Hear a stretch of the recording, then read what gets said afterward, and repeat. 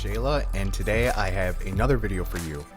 In this video, we will be going over how premades tend to work and exactly what I do as Paladin in premades. And in this video, we'll be doing time on target Templar. However, I've got one for Ret and Holy as well. So let's get into it.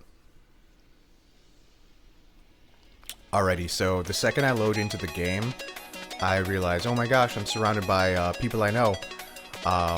So I know that I have spawned into a pre-made match. Now, I was not in a group with these guys.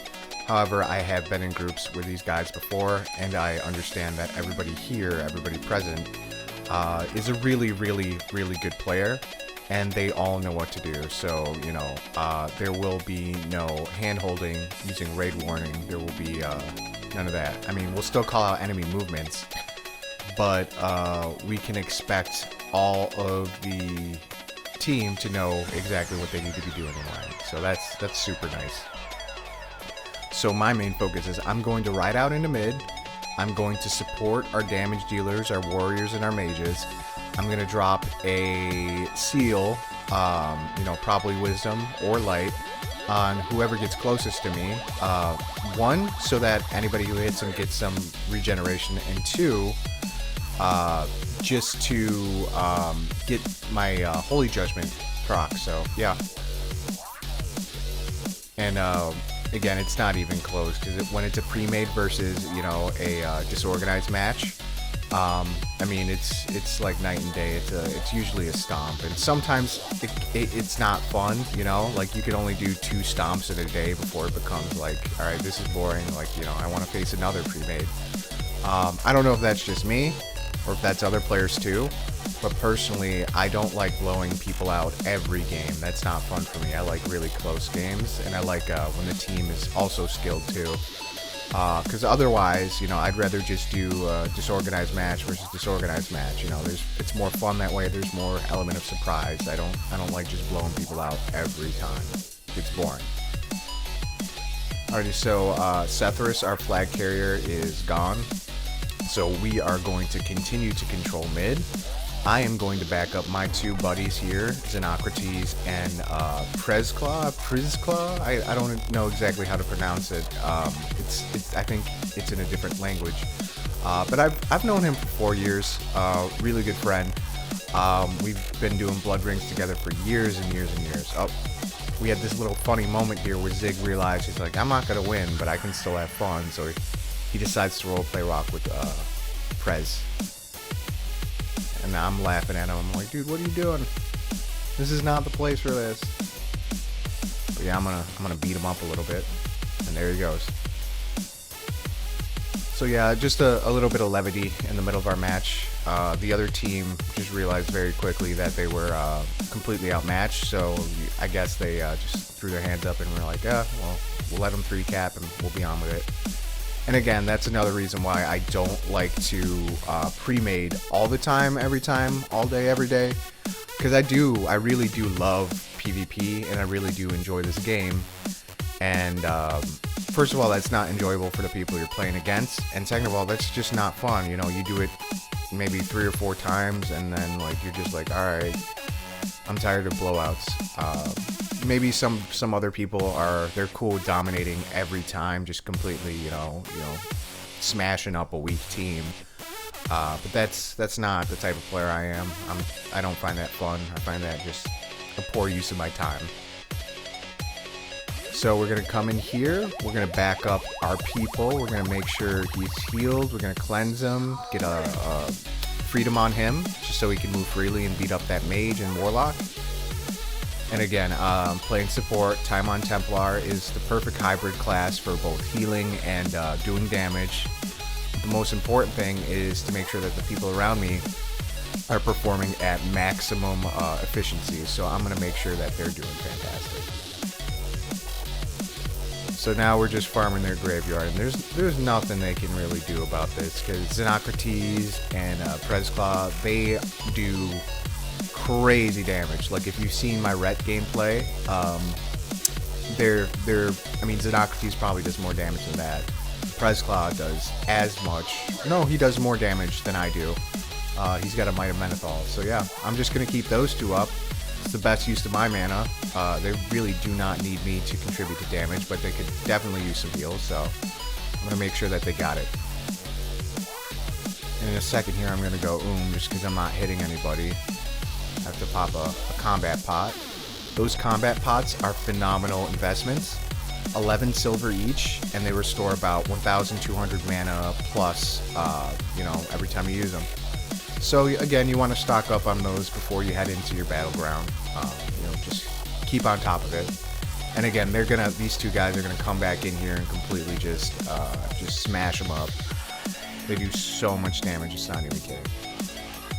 Or it's not even a thing. It's just like crazy.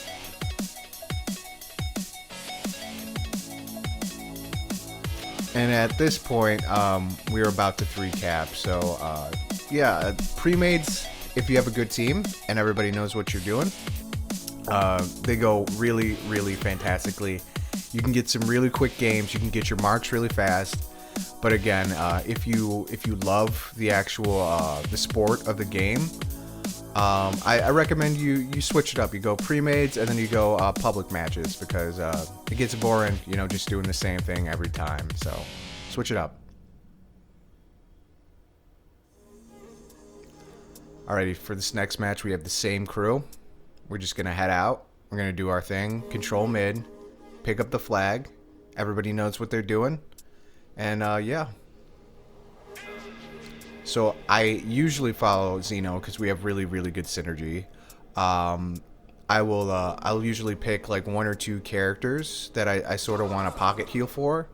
Just because I know that they are competent and they do good damage, and they know to look for me. That's really important. When Xeno is in trouble, he will run towards me, and at that point he's fine, because I'll just toss out a Blessing of Protection on him, or I will just start healing him. There are other, players who, like, if you don't really know each other and you're in a public match, I'll go to heal him because I know, hey, like, you have good gear. In theory, you know what to do. And let's say we'll choose a warrior, and the warrior will feel the heals. They'll see, like, oh, I'm being healed, and they'll just tunnel vision and run down mid and drag me across the entire map. And they're thinking, well, this healer's healing me, so I can just do whatever I want. And, like, no, you can't do whatever you want. You're going to drag both me and you into a wall of horde, and then they're going to kill you. I'm not going to be able to heal through all the damage, and then they're going to kill me. So I'm not going to follow you. These guys are good, though. They know better than to do that. They know to look out for me, and they know, like, hey, if Shayla goes down, I'm going to go down too, because Shayla is healing me, so I don't want Shayla to go down. So that's another beautiful thing about premades. It's just everybody is good. Everybody knows what to do. Everybody knows, like, what is not wise. At least in theory. There's still some light trolling going on, and there's still some funny business, like Zig walking through mid, literally walking. But that was cool, though. That was fun. That was refreshing to see. This guy thinks he's getting away. He's not getting away. This team is beyond beyond his running away skills. There he goes. And again, we're just gonna control the map. We're gonna control mid. I'm gonna stay with my teammates. I'm gonna heal up. Make sure everybody around me is okay. Make sure if I see any enemies, I drop some seals. Checking my map to make sure, okay, where are people at? I like to stay in between everybody. So if I see that there is a group with a flag carrier and then there's a group controlling mid, I'll stay somewhere in between those two, just so I can rotate to whoever needs me the most, you know. So if the flag carrier is getting hit by a rogue or something, I can shift up to the flag carrier. If the group to the mid or south is getting hit, I can just shift down and start healing them up, drop some seals, you know, just make sure people are covered. Because that's what you're there for. You're there to support. You know, we are the medic class. We have the most utility in Warsong Gulch when it comes to any healer. We have freedom. We have blessing of protection. We have decent heals. And if you're time on target Templar, you have 2 individual stuns. You have 2 6-second stuns. So yeah, paladins are incredibly powerful in Warsong Gulch, and I recommend you try them out, especially on Warsong Gulch Day. It's a great day to be a paladin. So yeah, I'm just gonna contribute a little bit, beat up on this dude, make sure Prez is healed up, pop my bubble because I know they're gonna try to hit me. And all I have now that my bubble's up, all I have to do is worry about my teammates, and we're just gonna, you know, beat them up.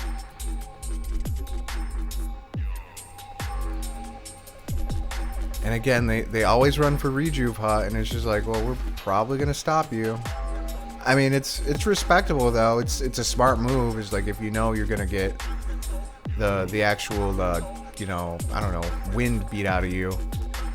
You want to hit that hut. You definitely want to hit that hut. In some of my holy gameplay, you'll see me just rotating to that hut when I go room. So yeah.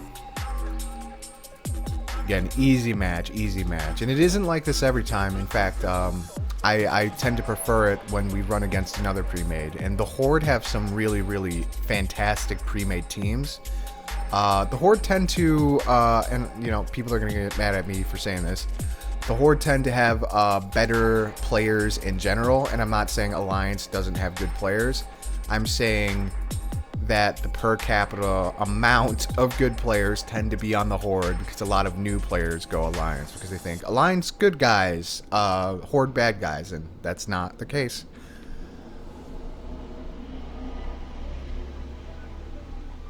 So we're gonna get Sethras out of here. We're gonna throw up a freedom, just heal him real quick, and he's got boots, so I know, like, hey, this dude he's gone for the day. He's gone. We've basically won. The second he gets out of mid and into our zone, I know that you know, we're good. So I'm just gonna focus on Xeno, make sure Xeno stays up. He can do his damage because he does crazy damage.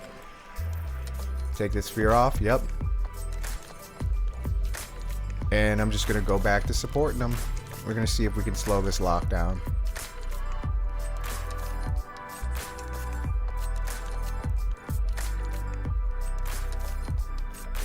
And Repentance resisted. And we're going to try to Hodge. See, can we connect? Oh, we connect. Get a seal down. And he's about to cap. And Xeno has executed him. And that's the game. Alrighty, guys. Thank you for watching. And if you enjoyed this, let me know. If you didn't enjoy it, let me know. Leave a comment down below. Like, subscribe, and I will see you in the Retribution video. Peace.